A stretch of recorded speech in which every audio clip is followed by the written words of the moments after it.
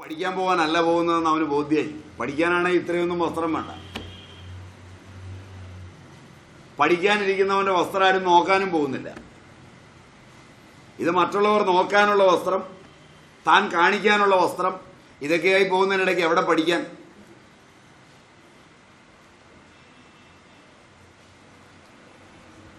ശരിയല്ല. ഇങ്ങനെ പ്രകൃതിയെ നല്ലപോലെ ഒബ്സർവ് ചെയ്തവർ യോഗശാസ്ത്ര തത്വങ്ങളിൽ കുടുംബം എന്നതിന് ഒരു നാഥൻ, ഒരു നായിക, അതിന്റെ അടിസ്ഥാനത്തിലുള്ള അംഗങ്ങൾ, അവയുടെ സ്വച്ഛന്തമായ ചർച്ച. കുടുംബം കഴിഞ്ഞാൽ തൊട്ടടുത്ത് തന്റെ കുടുംബങ്ങൾ ചേർന്ന ഗോത്രവും ഒക്കെ വരും. ഗോത്രം 2 തവണ വരും. അനേക കുടുംബങ്ങൾ ചേർന്ന ഗോത്ര സംസ്കാരങ്ങൾ ഉണ്ടാവും. എത്ര മനുഷ്യൻ വളരുമ്പോഴും ഗോത്ര സംസ്കാരങ്ങളെ താറുമാറാക്കാൻ ശ്രമിച്ചിരുന്നില്ല. ഓരോ ഗോത്രത്തിന്റെയും അഭിമാനം നിലനിർത്താൻ ശ്രമിക്കുകയും ചെയ്തിരുന്നു.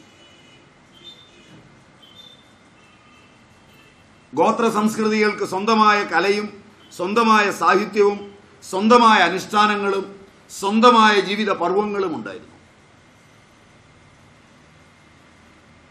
വൈരുദ്ധ്യങ്ങൾ ആനന്ദപൂർണവുമായിരുന്നു.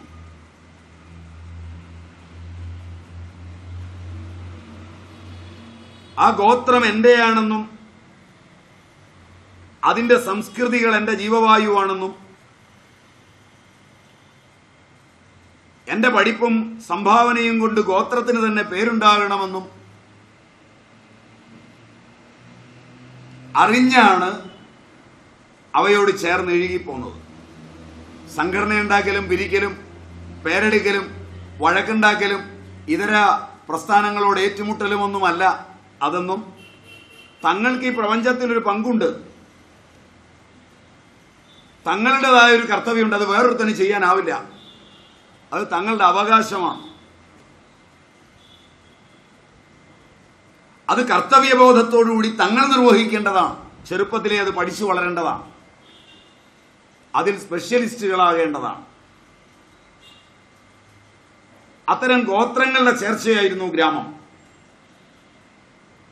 ആ ഗ്രാമത്തിന് മൊത്തമായി, ഗ്രാമത്തിൽ എത്ര കുടുംബങ്ങളുണ്ടോ, എത്ര ഗോത്രങ്ങളുണ്ടോ, അവയെല്ലാം ചേർന്നൊരു പുരുഷൻ എന്ന സങ്കല്പമാണ്. അനേകമായല്ല കണ്ടത്. അറിവില്ലാത്ത വല്ലവരും അതിന് വെളിയിൽ പെട്ടിട്ടുണ്ടെങ്കിൽ അത് എക്സെപ്ഷനാണ്. തങ്ങളുടെ ഗ്രാമത്തിന്റെ സുരക്ഷ,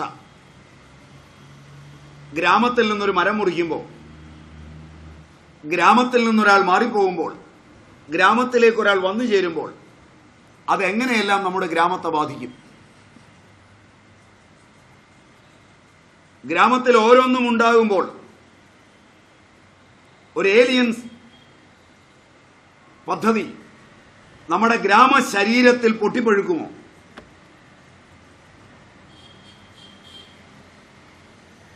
അതിനെ സഹിക്കാൻ മാത്രമുള്ള ക്ഷമത നമ്മുടെ ആരോഗ്യത്തിനുണ്ടോ?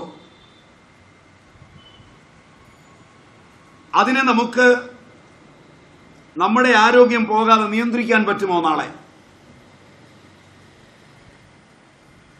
വരുന്നതിനെയെല്ലാം സ്വീകരിച്ചു കഴിയുമ്പോൾ അത് നമ്മളിൽ രോഗവും പ്രശ്നങ്ങളും സങ്കീർണതകളും ഉണ്ടാക്കുമോ?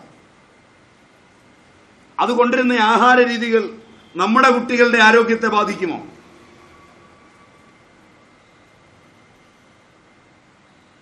അവർക്ക് മുൻപരിചയമുള്ള ചെടികൾ മറ്റൊരു സ്ഥലത്തുനിന്ന് പറിച്ചു നടുമ്പോൾ ഇവിടുത്തെ ചെടികളുടെ ആവാസ വ്യവസ്ഥ മാറുമോ? ഇത് യോഗശാസ്ത്രത്തിൽ വളരെ ഫണ്ടമെന്റലാണ്. പൗരാണിക കാലത്ത് ഇത്രയും പഠിച്ച സ്ഥലത്താണ് മുമ്പൊരു ചെടി ഒരു രാജ്യത്ത് നിന്ന് വേറൊരു രാജ്യത്തേക്ക് കൊണ്ടുപോകണമെങ്കിൽ അതിന് അനുമതി കിട്ടാത്ത ഒരു രാജ്യത്തേക്കാണ് ഇന്ന് ലോകത്തുള്ള എല്ലാ ചെടികളും വന്ന് ചാടുന്നത്, എല്ലാ മരങ്ങളും വന്ന് ചാടുന്നത്. ചാടുമ്പോൾ ഇവിടെ നിന്നുള്ള ഒന്നും നിങ്ങൾക്ക് പുറത്തേക്ക് കൊണ്ടുപോകാൻ പറ്റില്ല, അവിടുത്തെ നിയമങ്ങൾ അനുസരിക്കില്ല എന്നുള്ളത് ഓർക്കുകയും വേണം. ആരാണ് ഈ ശാസ്ത്രം പഠിച്ചത്?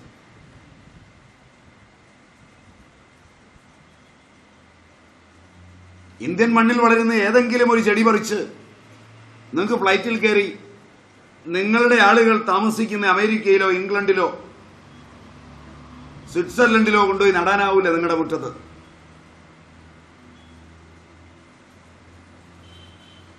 ആ ഒരു ചെടി അവിടുത്തെ ആവാസ വ്യവസ്ഥയെ മാറ്റിയാൽ 1000 രോഗങ്ങളുണ്ടാവും.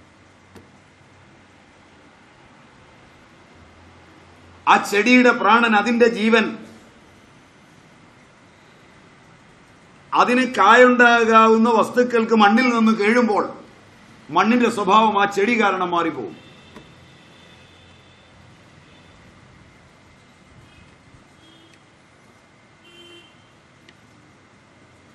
ഇതാ പ്രകൃതി വിജ്ഞാനീയത്തിൽ, നിങ്ങൾ പറഞ്ഞ പ്രകൃതി, ഞാൻ പറയുന്ന വികൃതി, അതിന്റെ വിജ്ഞാനീയത്തിലെ സർവോത്തരമായ രംഗം. അപ്പൊ എവിടെ നിന്നും കാണുന്നതെല്ലാം പറിച്ചുകൊണ്ടെന്ന് വീട്ടിൽ വെക്കരുത്. വീട്ടിൽ ആരോഗ്യമുള്ള ഒരു ആവാസ വ്യവസ്ഥ രൂപാന്തരപ്പെട്ടിട്ടുണ്ടെങ്കിൽ അതിന്റെ ജൈവ വിധായകത്വം അറിഞ്ഞു വേണം പുതുതൊന്നും കൊണ്ട് നടാൻ.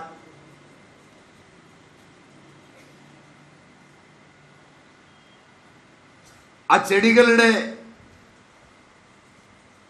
കാൽപ്പാടുകളെ മനസ്സിലാക്കി, അതിന്റെ ദേവതയെ മനസ്സിലാക്കി, അതിന്റെ ദേവത എങ്ങനെ ഇതര ദേവതകളോട് പ്രതികരിക്കുമെന്നറിഞ്ഞു വേണം.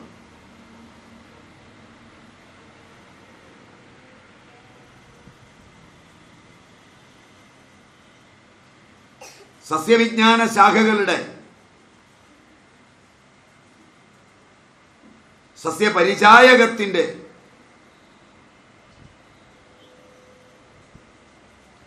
സസ്യകൽപ്പത്തിന്റെ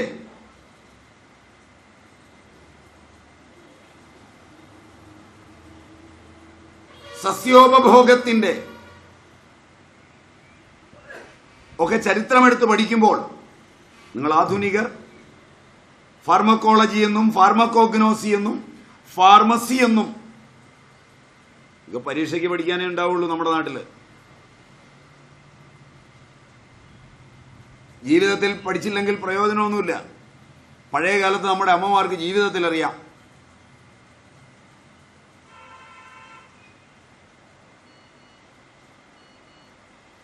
അത് നോക്കിയാൽ അറിയാം. ഇപ്പൊ ഇവിടെ നിന്ന് ഇറങ്ങി പോകുമ്പോൾ ഇന്ന് വൈകുന്നേരം നേരെ ചെന്നൊരു പച്ചക്കറി കടയിൽ ചെന്നിട്ട് ഈ ഇരിക്കുന്ന അമ്മമാർ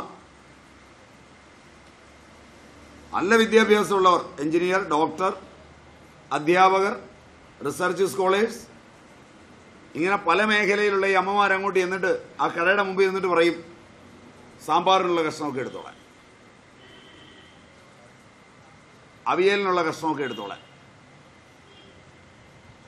വലിയ മല്ലുകളിലൊക്കെയാണ് ഇത് പാക്ക് ചെയ്ത് തന്നെ വെച്ചിട്ടുണ്ട്, പ്ലാസ്റ്റിക്കിനകത്ത്, കറുത്ത പ്ലാസ്റ്റിക് കൂടിനകത്ത്. കറുത്തതാ, റീറോൾഡ് പ്ലാസ്റ്റിക്കാണ്, ഹൈലി കണ്ടാമിനേറ്റഡ് ആണ് ആ സാധനം. കഴുകി വെച്ചിരിക്കുക, ഇനി കഴുകുക പോലും വേണ്ട, കൊണ്ടുപോയി അടുപ്പിട്ടാവും. അങ്ങനെ തരാനാ പറയുന്നത്. മനസ്സിലായില്ല? ട്രൂ? ശരിയാണോ? നല്ല വേനൽക്കാലത്ത് മഴയില്ലാത്ത സമയത്ത് പറിച്ച മൂത്ത ചേന ആ അവിയലിനകത്ത് കഷ്ണമായി കിടക്കുകയാണ്. നേരെ കൊണ്ടുപോയി പ്രഷർ കുക്കറിലോട്ട് ഇട്ട് വേവിക്കുകയാണ്. ഒരു വഴിയിലൂടെയും കാൽസ്യം ഓക്സലേറ്റിന് രക്ഷപ്പെടാൻ പറ്റൂല.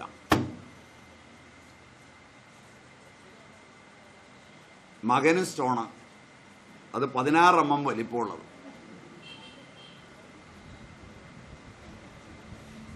അത് താക്കോൽ പഴുതിലൂടെ എടുത്തു കളഞ്ഞു അല്ലേ? അങ്ങനെയല്ലേ? ഇതിൻ്റെ മകൾക്ക് സ്റ്റോണായി എടുത്തു കളയാൻ പറ്റുന്നില്ല എന്നുള്ള ബുദ്ധിമുട്ടിലാണ്. സങ്കീർണമായൊരു ശസ്ത്രക്രിയ തന്നെ വേണ്ടി വരുമെന്നാണ് തോന്നുന്നത്. അച്ഛന് സ്റ്റോണ് തീർന്നിട്ട് സമയമില്ല. കുടുംബത്തിൽ എല്ലാവർക്കും വരുമ്പോഴെങ്കിലും ഒന്ന് ആലോചിക്കണ്ടേ നമ്മുടെ ആവാസ വ്യവസ്ഥയ്ക്ക് എന്ത് പറ്റി?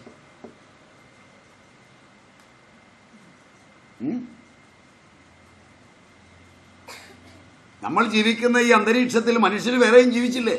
എൻ്റെ അച്ഛനോ എൻ്റെ അപ്പൂപ്പനോ എൻ്റെ അമ്മയ്ക്കോ എൻ്റെ അമ്മൂമ്മയ്ക്കോ വരാത്ത ഈ സ്റ്റോണെല്ലാം ഉൽപ്പാദിപ്പിച്ചത് വീട് പണിയാനോ മറ്റോ ആണോ?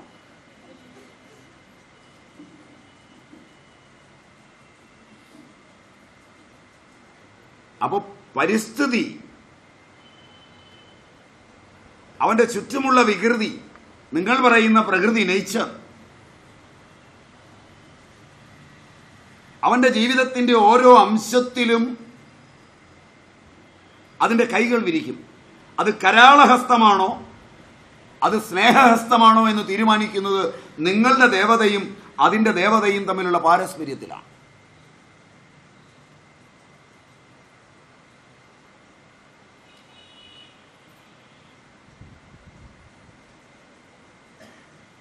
എനിക്കൊരു ആശ്രമം പണിയണം. പ്രകൃതിയൊക്കെ പഠിച്ചവനാണ് ഞാൻ. ഇത്രയൊക്കെ നിങ്ങളോട് പ്രസംഗിച്ചവനാണ്. നിങ്ങളൊക്കെ കൂടെ വലിയൊരു പിരിവും തരാൻ തയ്യാറായി.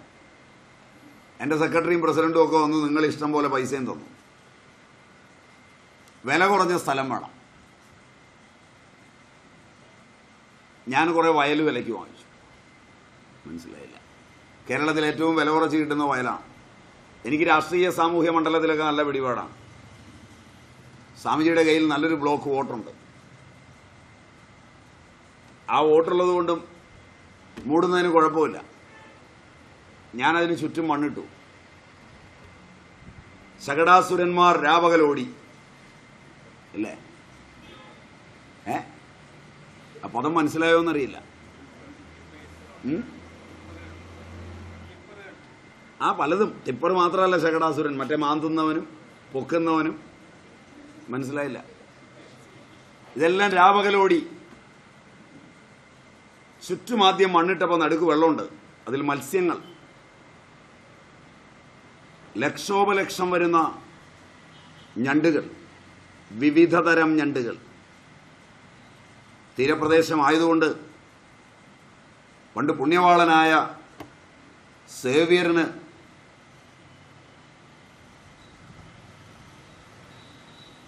കടൽ ശാന്തമാകുന്ന വേളയിൽ അതിനനുഗ്രഹിച്ച് തൻ്റെ മുതുകത്ത് സേവ്യർ വെച്ച കയ്യിൽ കുരിശ് പതിഞ്ഞ ഞണ്ടുൾപ്പെടെ ആ ഞണ്ടുകളൊക്കെ ജീവന് വേണ്ടി ദാഹിച്ചു നിൽക്കുമ്പോഴാണ് ഒരരികു തുറന്നുവിട്ട് അവിടെ പോയി ഒന്ന് പ്രാർത്ഥിച്ച്, എൻ്റെ ആശുപത്രിക്കാണ്, നിങ്ങളൊക്കെ ഒന്ന് ഇറങ്ങിത്തരണം എന്നെങ്കിലും പറഞ്ഞിട്ടില്ല. ഒരറ്റത്ത് നിട്ട് വരുമ്പോൾ വെള്ളമുള്ളിടത്തേക്ക് മാറിപ്പോയി രക്ഷപ്പെട്ടിട്ടുമല്ല. പ്രകൃതിയെ കീഴ്പ്പെടുത്താനുള്ള എൻ്റെ വെമ്പലിൽ വെള്ളം പോകുന്ന എല്ലാ ചാലും അടച്ചിട്ട് നടുക്ക് വെള്ളത്തെ നിർത്തി അതിൻ്റെ മുകളിലേക്ക് മണ്ണിടുമ്പോൾ അല്പം വായുവിന് വേണ്ടി കേണ് അതിനകത്ത് കിടന്ന് ലക്ഷോപലക്ഷം ജീവജാലങ്ങൾ അന്ത്യം കൊള്ളുമ്പോൾ, നാളെ ഞാൻ ഗൃഹസ്ഥനാണെങ്കിൽ എൻ്റെ പിള്ളേരുടെ പരമ്പര, നാളെ ഞാൻ സന്യാസിയാണെങ്കിൽ എൻ്റെ ശിഷ്യ പരമ്പര, അവിടെ കെട്ടിപ്പൊക്കുന്ന എൻ്റെ സ്ഥാപനത്തിനുള്ളിൽ ശ്വാസം മുട്ടുമോ?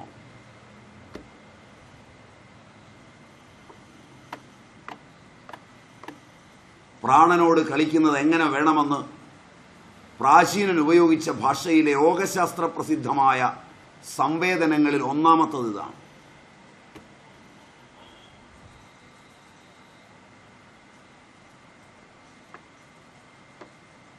നിങ്ങൾക്ക് മനസ്സിലാവുമോ എന്ന് എനിക്കറിയില്ല.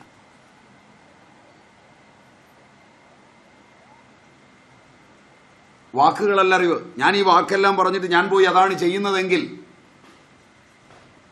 എൻ്റെ വാക്ക് അറിവല്ല, അനുഭവമല്ല, പ്രാണനല്ല.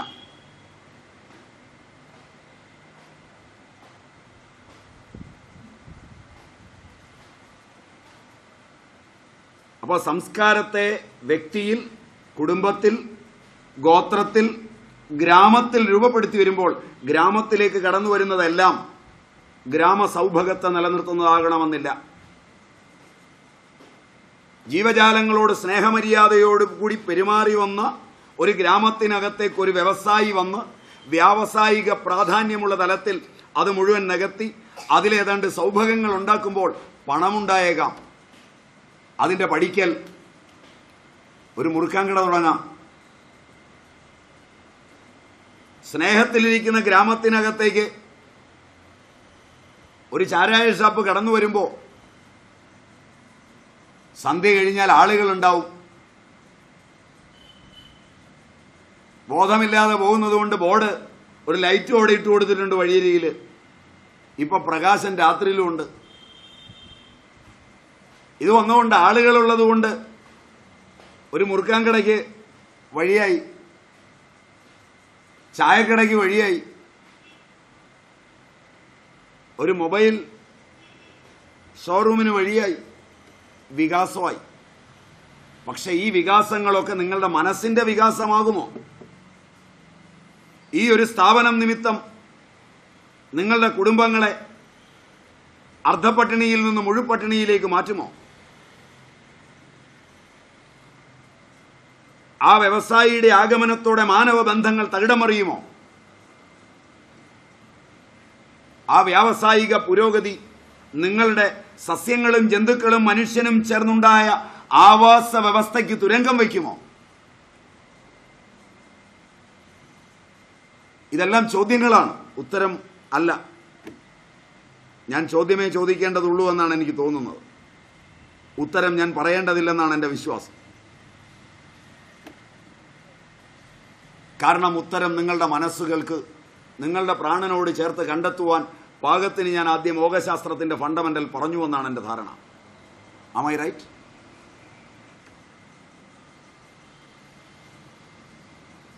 ഇവിടെയാണ് ഒരു സ്കൂൾ വരുമ്പോൾ, ഒരു കോളേജ് വരുമ്പോൾ, ഒരു വ്യവസായി വരുമ്പോൾ, ഒരു സാമൂഹ്യ സേവനം വരുമ്പോഴൊക്കെ ഒരു ഗ്രാമം കണ്ണിൽ എണ്ണയൊഴിച്ച് കാത്തിരിക്കേണ്ടത്. അത് വന്നതിന്റെ പുരോഗതിയുടെ ചരിത്രമല്ല മാനവ ചരിത്രം. അന്തസാരവിഹീനങ്ങളായ അത്തരം വരവുകൾക്ക് കാതോർക്കുകയും കേളികൊട്ടുകയും ചെയ്ത ഒരു ജനതയ്ക്ക് പ്രാണനിൽ നടക്കുന്ന സർവാതിരിക്തമായ സംവേദനങ്ങൾ അറിയാതെ പോകും.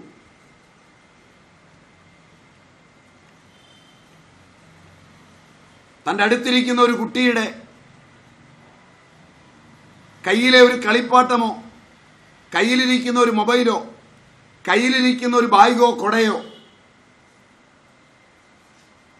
അടുത്തിരിക്കുന്ന കുട്ടി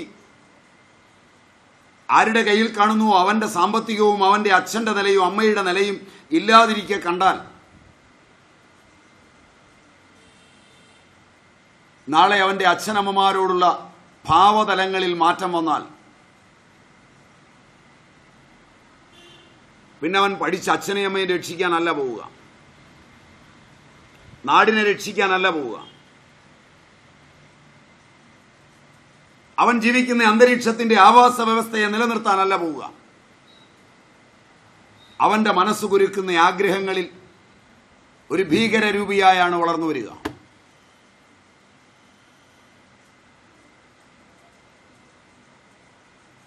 അവിടെ ആയിരിക്കുന്ന സമ്പത്തുള്ളവന്റെ കുട്ടിയെ ആ അന്തരീക്ഷത്തിൽ വരുമ്പോഴെങ്കിലും അവനെ പഠിപ്പിക്കുന്നവരും അവനെ വിടുന്ന സമ്പന്നനായ അച്ഛനും അമ്മയും മറ്റു കുട്ടികളുടെ പ്രാണനിൽ വരാവുന്ന പരിണാമങ്ങളെ കണ്ട് മര്യാദാമസൃണമായി വിടാതെ എൻ്റെ കുട്ടിയാണ്, എനിക്ക് ഇഷ്ടം പോലെ വിടാം, അത് സ്വാതന്ത്ര്യമാണെന്ന് പറയുന്ന ഒരു ലോകത്ത് ആവാസ വ്യവസ്ഥ താറുമാറാവും.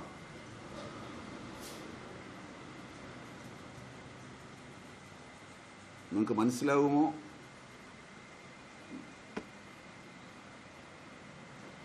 എൻ്റെ ഒബ്സർവേഷൻ ഒന്നും അത്ര ശരിയല്ലാന്ന് തോന്നുന്നു.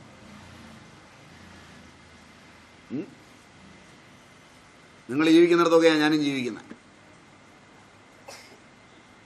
എൻ്റെ ആശ്രമത്തെക്കുറിച്ചുള്ള ഒബ്സർവേഷൻ ഉൾപ്പെടെ എല്ലാ ഒബ്സർവേഷനും തെറ്റാണെന്ന് തോന്നുന്നു.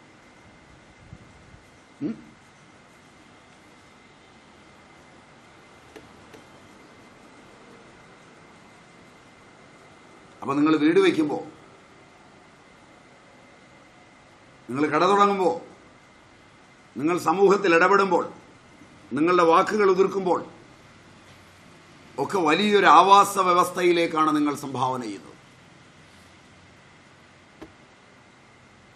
പ്രാണനിൽ മനസ്സും പ്രാണനിലും മനസ്സിലും വാക്കും സമ്യക്കായി സംയോജിപ്പിച്ചു വേണം ഒരക്ഷരം പോലും ഉരുവിടാൻ.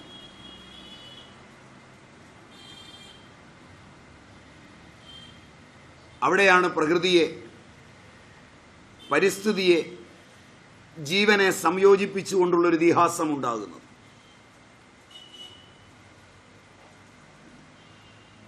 നമ്മൾ ഗ്രാമം വരെ എത്തിയുള്ളൂ. ഗ്രാമങ്ങളുടെ ചേർച്ചയാണ് ദേശം.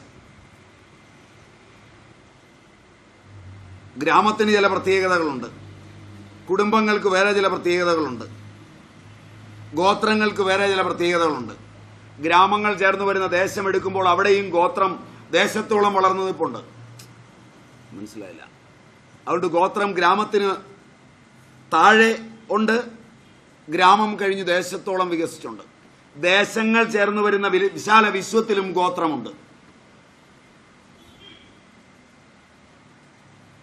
ഗോത്രം തൊഴിലിനെ അടിസ്ഥാനപ്പെടുത്തിയുമാണ്.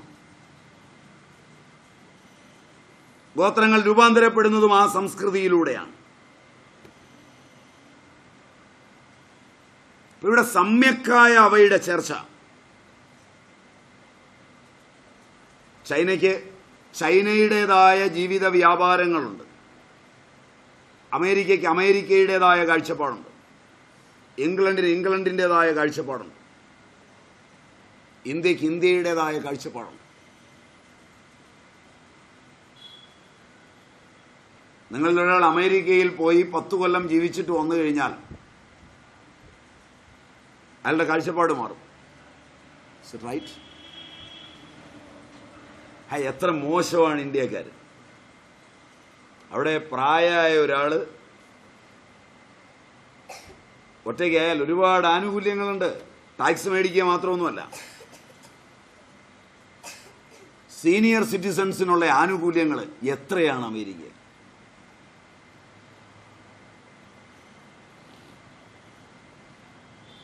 ഇന്ത്യയിൽ അതൊന്നുമില്ല. ഉടനെ നടപ്പാക്കണം. ഞങ്ങൾ സീനിയർ സിറ്റിസൺസ് ഫോറം എല്ലാം കൂടി അതിനുള്ള വഴക്കുമായി നീങ്ങുകയാണ്. വഴക്കും കൊണ്ടാണ് പോകുന്നത് ഇത് മേടിക്കാൻ. ഞാനും സീനിയർ സിറ്റിസൺ, അതുകൊണ്ട് പറഞ്ഞതാ, പേടിക്കണ്ട. 2-3 മീറ്റിങ്ങിൽ ഞാനും കൂടിയിരുന്നു. സംശയമൊന്നും വേണ്ട, പാസ്പോർട്ടൊക്കെയുള്ള സീനിയർ സിറ്റിസണാണ്. കാഴ്ചയിൽ ഇങ്ങനെ ഇരിക്കുന്നെങ്കിലും സീനിയോറിറ്റിക്ക് വലിയ കുറവൊന്നുമില്ല. സൗരചക്രപ്രകാരം, ആന്തരചക്രപ്രകാരം ഇരിക്കുന്ന വേറെ ചില കാരണങ്ങളാലാണ്. അത് നിങ്ങൾ പഠിക്കണേ കുറച്ച് സമയം എടുക്കും. അതുകൊണ്ട് അത് നമ്മുടെ വിഷയമല്ല, വിട്ടേക്കാം. കാരണം ഞാനിങ്ങനെ പറയുമ്പോൾ ഒരാലങ്കാരികമായി പറഞ്ഞതായിട്ട് തെറ്റിദ്ധരിക്കണ്ട, വസ്തുതാപരമായി പറഞ്ഞതാണ്. അമേരിക്കയിൽ നേരത്തെ ഈ ടാക്സ് കൊടുക്കുന്നത് പിള്ളേരെ അവൻ നോക്കിയിട്ടല്ല. അവിടെ ഒരു കുട്ടിയെ തല്ലുന്നുവെന്ന് വിചാരിക്കുക. ഇന്ത്യക്കാർക്ക് പലപ്പോഴും അബദ്ധം പറ്റും. വീട്ടിൽ വെച്ച് തല്ലും, വഴക്ക് പറയും. സ്കൂളിൽ ചെല്ലുമ്പോൾ അടുത്തിരിക്കുന്ന കുട്ടി അമേരിക്കയിലുള്ള കുട്ടിയാണെങ്കിൽ പതുക്കെ ചോദിക്കും. അപ്പോൾ അമ്മ എന്നെ തല്ലിയെന്ന് കുട്ടി സ്നേഹം കൊണ്ട് പറഞ്ഞു പോയാൽ മറ്റേതെന്ന് ടീച്ചറിനോട് പറയും. ടീച്ചർ അപ്പം വിളിക്കും പോലീസിനെ. നാളത്തേക്കല്ല, ഇവിടുന്ന് പൊക്കിക്കൊണ്ട് പോകും, തന്തയായാലും തള്ളയായാലും.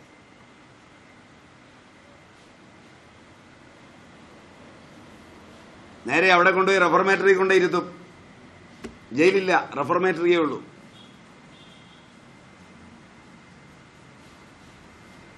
അങ്ങനെ വളർച്ചയുടെ പടവുകൾ. അവിടെ മോൻ്റെ പിറന്നാളാണ്, 12 കൂട്ടുകാരെ വിളിച്ചു, 12 പേര് വരുമെന്ന് വീട്ടിൽ അറിയിച്ചു. 13-ാമൻ വന്നാൽ അവന് ചായയില്ല, കാപ്പിയില്ല, ചോറുമില്ല. He's out. മനസ്സിലായില്ല? നമ്മുടെ ഇവിടെ ആരെയാണോ വിളിക്കാതെ വന്നത് അവനാണ് ദൈവം. അവൻ ആ തിഥിയാണ്.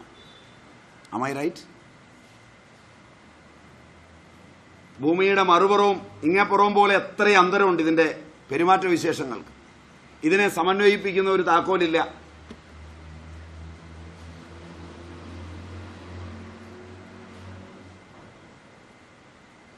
പറഞ്ഞാൽ മനസ്സിലാവുമോ എന്നറിയില്ല. അപ്പൊ ദേശങ്ങൾക്ക് അതിൻ്റെതായ വ്യത്യാസങ്ങൾ ഉണ്ടെന്ന് ആദ്യം പഠിക്കണം. ദേശങ്ങളെല്ലാം ഒന്നല്ല, എല്ലാം ഒരുപോലല്ല. അതൊക്കെ അദ്വൈത വേദാന്തത്തില്. അതിതിനെയൊക്കെ കളഞ്ഞവന്റെ മുമ്പിൽ ഇതിന്റെ തലങ്ങളിൽ ജീവിക്കുമ്പോൾ ഈ വ്യതിയാനങ്ങളെല്ലാം ഉണ്ട്. ഈ വ്യതിയാനങ്ങൾ കണ്ണിന് മുമ്പിൽ സത്യമായ നിലകൊള്ളുന്നത്. കണ്ണിനെയും അതിജീവിക്കുന്ന ഒരു ബുദ്ധിക്ക് മുമ്പിൽ മാത്രമേ ഇവ അസ്തമിക്കുള്ളൂ. ഇന്ദ്രിയങ്ങൾക്ക് അതീതങ്ങളായ അജ്ഞേയങ്ങളായ സത്യങ്ങളെ ഇന്ദ്രിയ തലങ്ങളിൽ വ്യാഖ്യാനിക്കുകയും പഠിക്കുകയും ചെയ്യുമ്പോൾ വൈകല്യങ്ങൾ കൂടും.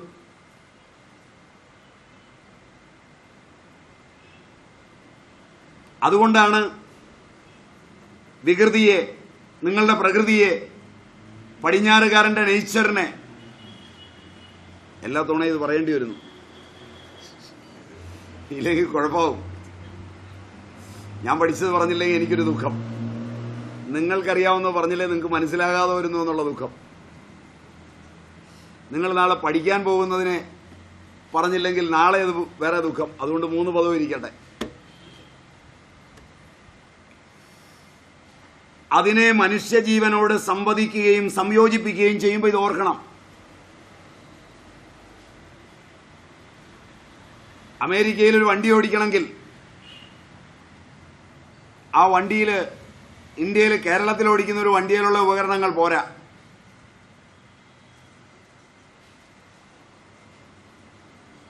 കാരണം അവിടുത്തെ ചുറ്റുപാടുകൾ ആ ഓടിക്കുന്നവൻ അനുകൂലമല്ല. മനസ്സിലായില്ല? ഇവിടെ വണ്ടി ഓടിക്കുമ്പോൾ ശല്യം ചെയ്യാവുന്നത് വഴിയിലൂടെ പോകുന്ന മൃഗങ്ങളും മനുഷ്യരും ഒക്കെ ഉള്ളൂ. പിന്നെ എതിരെ വരുന്ന വണ്ടിക്കാരനും സായിപ്പ് പോലും വിഷമിക്കും. കാരണം ഒരു ചില്ലറ അഡ്വഞ്ചർ നമുക്കും വേണ്ടേ. സായിപ്പ് നോക്കുമ്പോൾ ഡിവൈഡറൊന്നുമില്ല, റോഡിൽ 2 സൈഡിലേക്കും വണ്ടി വരുന്നു. 10 മീറ്റർ അടുത്ത് വരെ നേരെ നേരെ വന്ന വണ്ടി പെട്ടെന്നാണ് തിരിഞ്ഞു പോകുന്നത്.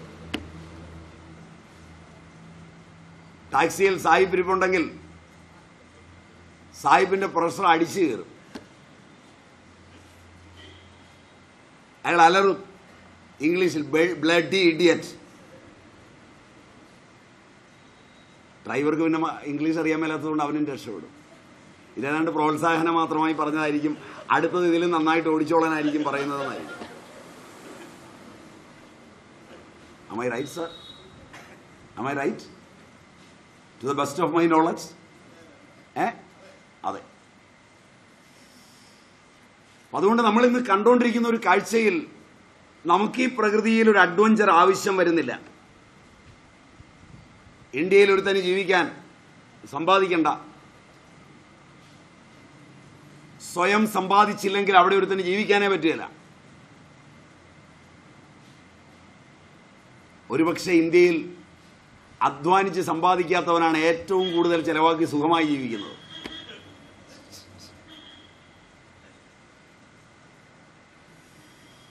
ഓരോരുത്തരെ ആലോചിച്ച് നോക്കുക. ഒരു 10-30 കൊല്ലം വരെ തന്തയോ തള്ളയോ കുടുംബമോ അധ്വാനിച്ചുകൊണ്ട് അടിച്ച് പൊളിച്ച് ജീവിക്കുകയാണ്. എവിടെ ചെന്നാ ഇത് പറ്റുക?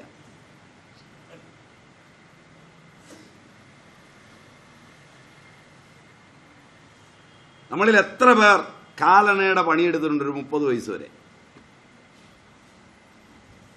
ചോദ്യം മനസ്സിലായില്ല. 3 നേരവും കൈ കഴുകി പോയിരിക്കുകയും മുമ്പിൽ കിട്ടുന്നതിന് കുറ്റം പറയുകയും അതെടുത്ത് ചിലപ്പോൾ എറിയുകയും വേണ്ടാന്ന് പറഞ്ഞ് വഴക്കുണ്ടാക്കുകയും പിന്നെ നന്നായി വിശന്നാ പോയി അറിയാതെ എടുത്ത് തിന്നുകയും. ഇത്രയൊക്കെ വേണോ? ഇത്രയൊക്കെ വേണോ? ഇത്രയൊക്കെ ശരിയുണ്ടോ? ഇതൊന്നും അവിടെ കിട്ടില്ല. അപ്പോൾ അവിടുത്തെ സ്വഭാവത്തിന് മാറ്റമുണ്ട്, ആവാസ വ്യവസ്ഥയ്ക്ക് മാറ്റമുണ്ട്, അവിടുത്തെ സസ്യങ്ങൾക്ക് മാറ്റമുണ്ട്, അവിടുത്തെ ജന്തുക്കൾക്ക് മാറ്റമുണ്ട്.